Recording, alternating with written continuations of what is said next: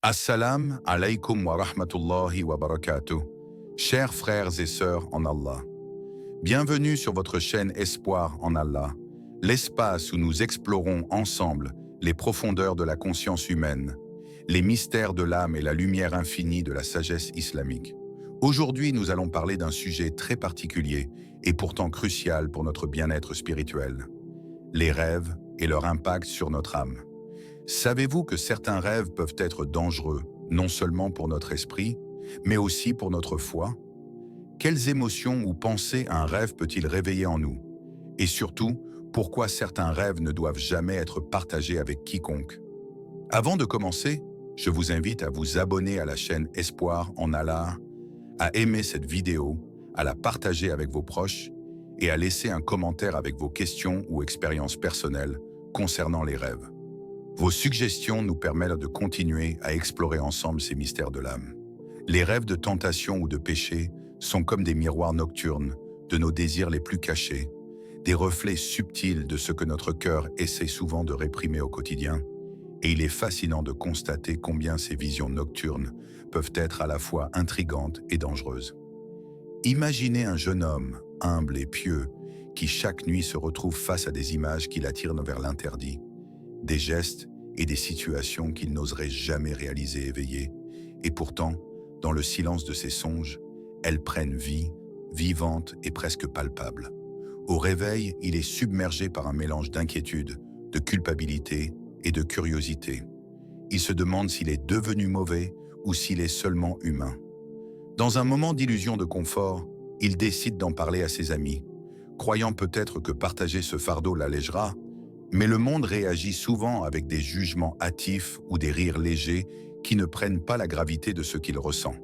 Et paradoxalement, ces échanges nourrissent la tentation au lieu de l'apaiser, donnant une forme de puissance à un rêve qui n'était, au départ, qu'un test silencieux de sa foi. La véritable protection, pourtant, ne se trouve pas dans le regard des autres, ni dans le commentaire futile, mais dans le secret et la confession intime à Allah. Dans ce dialogue silencieux, où le cœur se dépose humblement devant le Créateur, cherchant refuge dans sa miséricorde, une protection qui purifie l'âme et fortifie la conscience. Car ces rêves ne sont pas de simples caprices de l'esprit. Ils sont des signaux subtils, des avertissements et des invitations à examiner notre monde intérieur, à comprendre les désirs que nous portons et que nous n'osons souvent pas affronter consciemment. Allah, dans sa sagesse infinie, nous rappelle: et ceux qui préservent leur chasteté, sauf avec leurs épouses ou les esclaves qu'ils possèdent, car là vraiment, ils ne sont pas blâmables. Sourate Al-Mu'minun 5 à 6. Et ce verset nous pousse à méditer non seulement sur nos actions, mais sur les pensées et les désirs que nous cultivons dans notre esprit. La question que nous devons nous poser dans ces moments de révélation intérieure est essentielle. Si un rêve peut dévoiler nos désirs cachés, comment pouvons-nous utiliser cette conscience non pour nous perdre dans la culpabilité ou la honte, mais pour nous rapprocher d'Allah, pour purifier notre cœur et fortifier notre volonté? Peut-être est-ce le moment de transformer la peur en vigilance, l'attirance en discernement, et le malaise en prière, en dhikr, en quête de guidance divine. Chaque rêve de tentation, chaque image troublante, devient ainsi un miroir où se reflète notre état spirituel, une lumière subtile qui éclaire nos faiblesses et nous pousse à les corriger. Et tandis que certains choisissent de partager leurs songes, d'autres comprennent que le silence est parfois plus puissant que la parole, que la paix intérieure se trouve dans la discrétion et le recours exclusif à Allah, dans ce dialogue silencieux où aucune autre oreille ne peut juger ni influencer la purification du cœur. En méditant sur ces rêves, nous découvrons une vérité universelle. La tentation n'est pas l'ennemi, mais la conscience de la tentation, la vigilance face à l'attrait du péché, est ce qui nous élève et nous rapproche du Créateur. Il ne s'agit pas de nier notre humanité, ni de nier les désirs de notre âme, mais de les reconnaître, de les observer et de les déposer devant Allah, qui voit tout et connaît ce qui est dans nos cœurs mieux que nous-mêmes. Ainsi, chaque rêve troublant devient une opportunité, un rappel que la foi n'est pas seulement dans les actions visibles, mais dans la maîtrise des désirs invisibles, et que la véritable force réside dans cette lutte silencieuse et intime que nous menons chaque nuit dans le sanctuaire de notre âme, guidés par la lumière et la sagesse infinie de notre Seigneur. Les rêves de malheur ou de mort frappent notre esprit comme une ombre glaciale qui s'insinue dans le silence de la nuit, et leur pouvoir réside moins dans ce qu'ils montrent que dans la peur qu'ils éveillent au réveil, une peur qui peut paralyser le cœur et troubler l'âme entière. Imaginez une femme, assise seule dans sa chambre, le souffle encore court après un rêve terrifiant. Elle a vu son fils disparaître, comme avalé par un abîme invisible.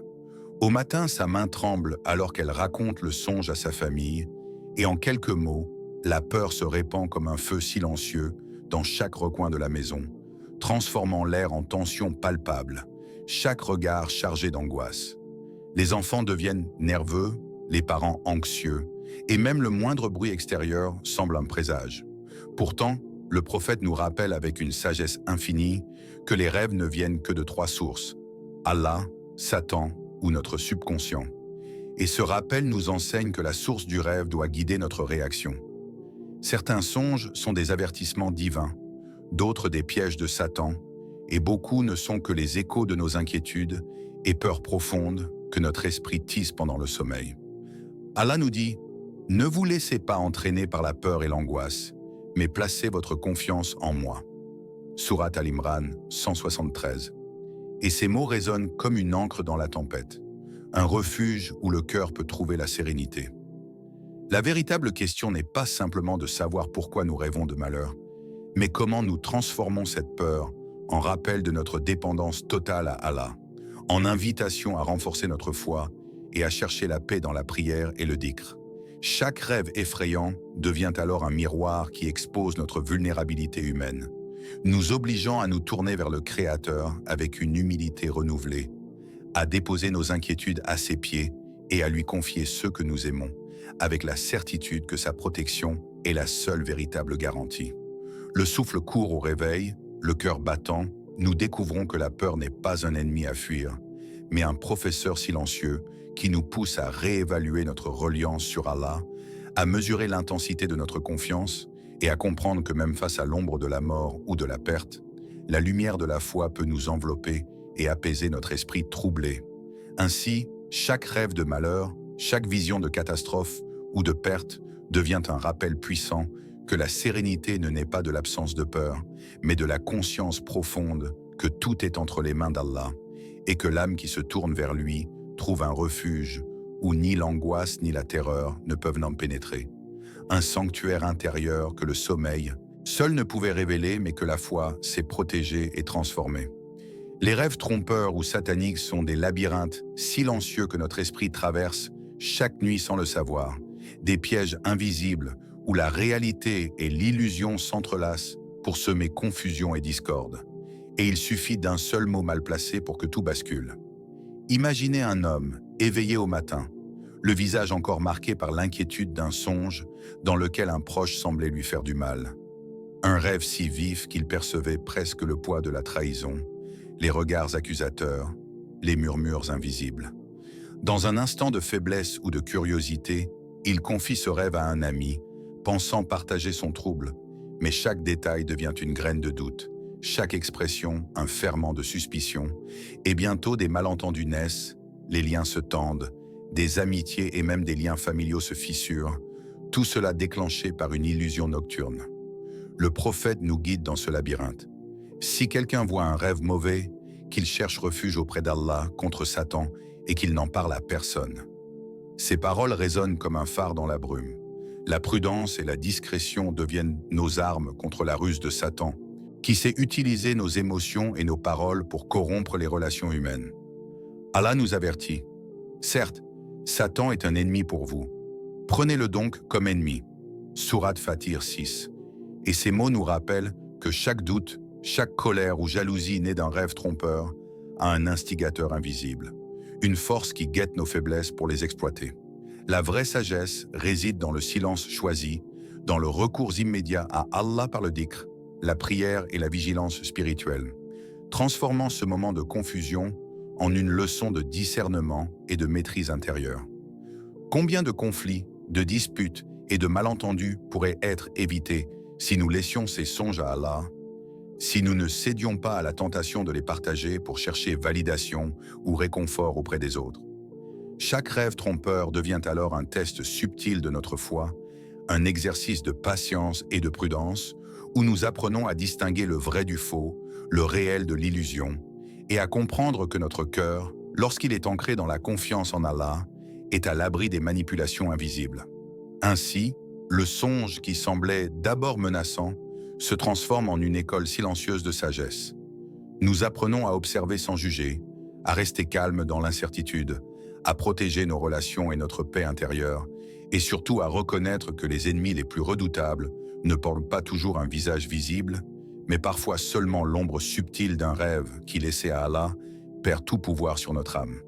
Les rêves de grandeur ou d'orgueil se présentent comme des éclats de lumière trompeuse qui illuminent notre esprit, nous offrant un sentiment de puissance et de supériorité qui, au réveil, peut sembler presque tangible.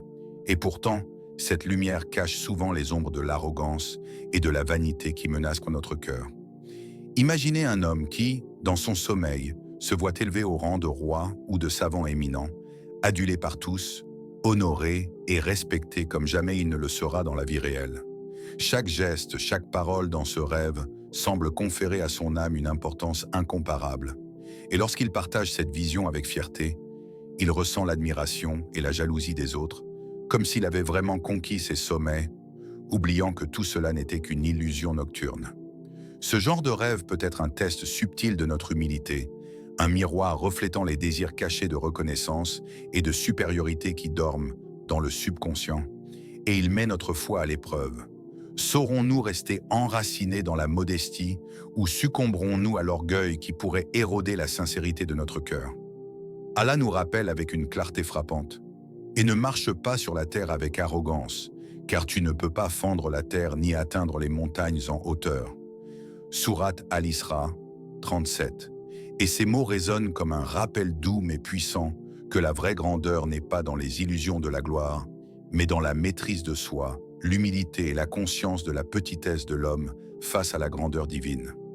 Dans le silence de la méditation après un tel rêve, nous pouvons choisir de contempler ce miroir intérieur, observer nos désirs sans jugement, reconnaître la tentation de la vanité et transformer cette expérience en une opportunité pour fortifier notre humilité et notre foi. Chaque rêve de gloire devient alors une leçon subtile, une invitation à mesurer la sincérité de nos intentions, à discerner l'illusion de la réalité et à rappeler que l'éclat que nous cherchons souvent dans le regard des autres ne peut jamais remplacer la lumière que seule la proximité avec Allah peut offrir. Et si, au lieu de partager fièrement ces visions, nous les déposions humblement devant Allah, en priant pour que notre cœur reste pur et libre de toute arrogance, nous découvririons que la véritable élévation n'est pas celle des titres ou de l'admiration des hommes, mais celle de l'âme qui marche humblement sur la terre, consciente de sa fragilité et de sa dépendance totale au Créateur. Un état de paix et de lumière que ni rêve ni illusion ne pourront jamais ébranler. Les rêves prophétiques ou de guidance sont des éclats lumineux dans l'obscurité de la nuit, des messagers silencieux envoyés par Allah pour éveiller l'âme et guider le cœur vers la lumière, et leur rareté les rend d'autant plus précieux comme des perles jetées dans l'océan infini de nos songes. Imaginez un homme se réveillant après un rêve d'une clarté saisissante, des images, des paroles ou des événements qui semblent porter un sens profond, une instruction invisible que seul son cœur peut ressentir, et cette sensation d'urgence spirituelle qui l'invite à réfléchir, à agir et à se rapprocher du Créateur. Le prophète nous enseigne que les rêves véridiques sont un des 46 morceaux de la prophétie, et ces mots révèlent la dimension sacrée de certaines visions nocturnes. Elles ne sont pas simplement des histoires de l'esprit, mais des fenêtres ouvertes sur le divin, des murmures subtils de guidance et de miséricorde. Pourtant, discerner un rêve divin d'un rêve dangereux ou trompeur demande une vigilance intérieure, un cœur pur et une âme en quête sincère. Il ne s'agit pas de céder à l'émotion ou à l'émerveillement, mais d'écouter le silence qui suit le rêve, de méditer sur le sentiment qu'il laisse et de chercher la confirmation dans le Coran, la prière et le dhikr. Chaque rêve prophétique est un appel à la réflexion et à la transformation. Un rappel que la guidance divine peut se manifester de manière douce, presque imperceptible, et que notre responsabilité est de reconnaître ce souffle divin et de le suivre avec humilité et gratitude. La question qui émerge pour tout cœur sincère est profonde. Comment distinguer le songe qui nous rapproche d'Allah de celui qui nous éloigne? Et comment recevoir cette lumière sans se laisser séduire par l'illusion ou la peur? Dans ce silence, dans cette méditation intime, l'âme apprend à écouter, à discerner et à se transformer, à voir le rêve non comme un simple événement nocturne, mais comme une opportunité sacrée, une conversation subtile avec le Créateur et un guide discret vers la rectitude et la paix intérieure. Reconnaître ces visions comme des fragments de guidance divine élève le cœur, nourrit la foi et transforme chaque nuit en une école silencieuse où l'esprit et l'âme sont éduqués à recevoir, comprendre et appliquer la sagesse infinie d'Allah, rappelant que même dans les ténèbres du sommeil, la lumière de la foi peut briller et orienter le pas du croyant vers la vérité et la sérénité. Les rêves répétitifs sont comme des murmures persistants de l'âme, des signaux subtils qu'Allah utilise pour attirer notre attention sur des aspects de nous-mêmes que nous ignorons ou que nous négligeons. Et leur insistance nocturne agit comme un miroir silencieux qui nous force à affronter nos habitudes, nos manquements et nos manques de discipline spirituelle. Imaginez une jeune femme pieuse qui, nuit après nuit, se réveille troublée par le même rêve. Elle voit son propre comportement dans la prière, sa concentration vacillante, son cœur distrait, et ce rêve revient inlassablement, comme si l'univers lui chuchotait un avertissement discret mais pressant. Chaque matin, la fatigue et le questionnement l'accompagnent. Mais elle commence peu à peu à reconnaître que ce n'est pas un rêve ordinaire. C'est un rappel divin, une invitation à corriger son comportement et à renforcer sa connexion avec Allah. Le Coran nous rappelle, et rappelle les hommes par le Coran. Ils seront rappelés. Surat al-Ahzab 9. Et de la même manière, ces rêves répétitifs sont des rappels personnalisés, adaptés à notre âme, à nos faiblesses et à notre parcours spirituel. Chaque vision nocturne agit comme une main invisible qui nous guide, qui nous invite à prendre conscience de nos manquements et à réajuster notre chemin avant que ces petits défauts ne se transforment en habitudes profondément enracinées. La question qui s'impose ici est puissante et intime. Et si ce rêve répétitif était un appel divin pour corriger un aspect de votre vie? La force de ces songes réside dans leur constance. Ils nous confrontent à nous-mêmes, nous obligent à réfléchir et nous offrent l'opportunité d'agir avec humilité et diligence. Ignorer un tel rêve, c'est risquer de passer à côté d'un enseignement précieux, tandis que l'accueillir avec conscience transforme la peur ou le malaise en une impulsion positive, en une motivation douce mais persistante à améliorer notre comportement, à purifier notre cœur et à renforcer notre foi. Ainsi, chaque répétition devient une leçon, chaque réveil troublé une occasion de croissance spirituelle et notre nuit, qui aurait pu être un simple cycle de repos, se transforme en une école silencieuse où l'âme apprend à se corriger, à se rapprocher d'Allah et à écouter les messages subtils que le Créateur adresse à ceux qui cherchent sincèrement sa guidance. Les rêves qui semblent révéler l'avenir sont des mirages fascinants et dangereux, des reflets trompeurs qui séduisent l'esprit par la promesse d'un futur déjà tracé, mais leur beauté apparente cache souvent l'incertitude et le piège de l'illusion, car ce que nous percevons dans le sommeil n'est que l'écho d'un possible parmi d'innombrables, et non une vérité gravée dans le temps. Imaginez un homme qui, après un rêve saisissant de prospérité, prend des décisions audacieuses le lendemain, investit imprudemment ou fait confiance à des personnes sur la seule base de ce qu'il a vu la nuit. L'angoisse et la déception s'installent rapidement lorsque la réalité se révèle différente, et chaque détail de son rêve devient un poids qui érode sa confiance et sa sérénité. Le prophète nous met en garde. Ne vous fiez pas aux rêves pour planifier votre vie, mais faites confiance à Allah et à ses conseils. Ces paroles résonnent comme une boussole dans la tempête des illusions. Aucun songe, aussi clair ou impressionnant soit-il, ne peut remplacer la sagesse, la patience et la guidance divine.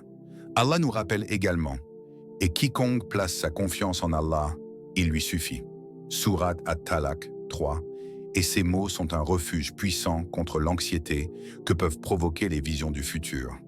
Ils nous rappellent que la véritable sécurité et certitude résident dans le destin confié au Créateur et non dans les images fugaces de la nuit. La réflexion pour le cœur est profonde. Sommes-nous prêts à remettre notre futur entre les mains d'Allah plutôt que de suivre des illusions nocturnes qui nous séduisent par leur réalisme apparent? Chaque rêve prophétique ou prémonitoire, même s'il semble puissant et convaincant, devient alors un exercice de discernement. Apprendre à observer sans céder, à réfléchir sans agir impulsivement, et à placer notre foi dans celui qui connaît le passé, le présent et l'avenir. Dans cette perspective, les visions du futur ne sont plus des sources d'angoisse ou de décisions précipitées, mais des invitations à renforcer notre reliance sur Allah, à accepter que le véritable contrôle ne réside pas dans notre perception ou nos interprétations, mais dans la confiance absolue en sa sagesse, en sa protection et en sa guidance. Ainsi, chaque rêve qui semble prédire l'avenir devient une leçon philosophique sur la patience, l'humilité et la dépendance totale à Allah. Un rappel que notre avenir, quelle que soit sa forme dans le sommeil, ne peut être sûr que lorsque nous plaçons notre cœur entre ses mains et que nous avançons avec foi et discernement, laissant derrière nous l'illusion et l'angoisse pour embrasser la sérénité véritable que seule la confiance divine peut offrir. Les rêves interdits à raconter sont des ombres silencieuses qui rôdent dans l'esprit, des visions si puissantes et troublantes qu'elles ont le potentiel d'attirer le mal ou de semer la malédiction si elles sont partagées, et leur danger ne réside pas dans le rêve lui-même, mais dans la parole qui libère ces images dans le monde éveillé, exposant le cœur et l'esprit à des influences invisibles et perturbatrices. Imaginez un homme qui, au réveil, se souvient avec horreur d'un rêve violent où la tromperie et le crime semblaient prendre vie sous ses yeux. Le simple fait d'en parler à un ami ou à un membre de sa famille pourrait transformer cette peur en réalité symbolique, créer des tensions et éveiller des énergies négatives qu'il ne peut contrôler. Le prophète nous a donné un guide simple mais puissant. Si quelqu'un voit un rêve mauvais, qu'il crache légèrement sur sa gauche et qu'il cherche refuge auprès d'Allah. Cette action symbolique, accompagnée de prières et de dhikr, agit comme un bouclier spirituel, un moyen de purifier l'esprit et de rejeter l'influence néfaste qui pourrait s'infiltrer dans le cœur, rappelant que la protection et la sérénité sont toujours accessibles par la foi et la reliance divine. Allah nous invite à être vigilants et à protéger notre âme, car certains songes sont des épreuves et des tentations, des rappels subtils que même dans le sommeil, notre esprit n'est jamais totalement isolé des forces invisibles qui cherchent à nous détourner de la paix et de la foi. La question qui se pose alors avec une intensité particulière est: comment protéger notre esprit et notre cœur des rêves qui pourraient nuire à notre foi et à notre paix intérieure?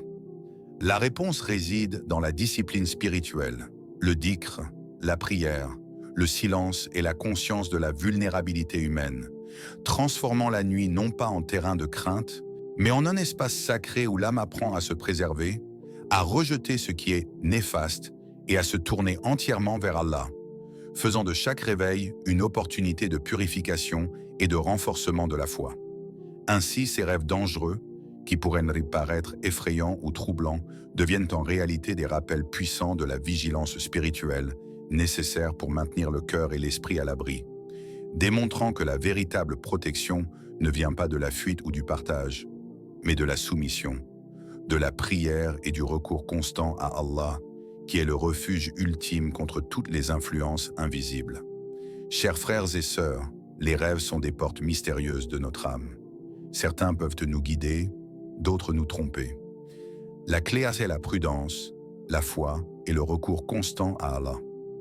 Je vous invite à vous abonner à Espoir en Allah, à liker cette vidéo, à la partager avec ceux que vous aimez et à commenter vos expériences et réflexions sur les rêves. Quels rêves vous ont marqué? Comment les avez-vous compris? Vos histoires peuvent inspirer et aider d'autres cœurs en quête de lumière. Souvenez-vous toujours, cherchez refuge auprès d'Allah dans le monde visible et invisible, car lui seul protège nos âmes.